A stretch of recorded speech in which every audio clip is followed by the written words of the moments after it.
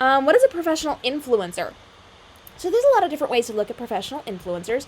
Typically, the most common kind is when you have a community that you have created for yourself that has active and engaged members. It doesn't have to be massive. It doesn't have to be huge. We're not talking like 500,000 people. We're not talking 27,000 people. We can be talking 20 people.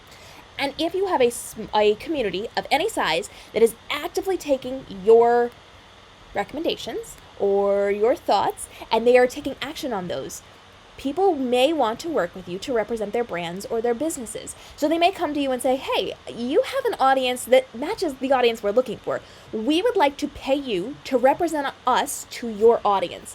So they will work with you as a brand deal, and they are going to give you their product or their service or their something, and you're going to talk about it to your audience. Your audience can then go and purchase those things or work with that company or whatever it happens to be when you are talking about that. So an influencer is somebody who gets paid to market on behalf of a company. Now, another offshoot of this is UGC creators, that is user-generated content. So you do not actually have to have an audience to be an influencer. You can be somebody who makes the content that is used on companies' pages.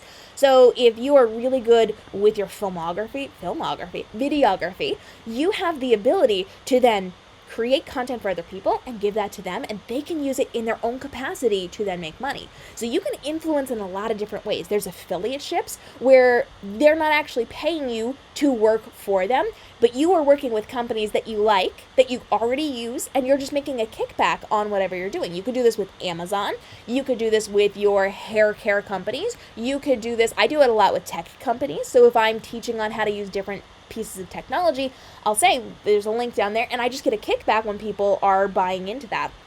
One of the things I teach about a lot is live streaming, and there are different live streaming platforms that I use, like BeLive and Restream and Logitech, Melon, and I just have links for them. And so whenever I'm teaching about how to live stream and how to use it in your business to grow and all of these things, if somebody says, oh, I like that system, I'm going to use that system, I'm going to subscribe to that system, they can use my link.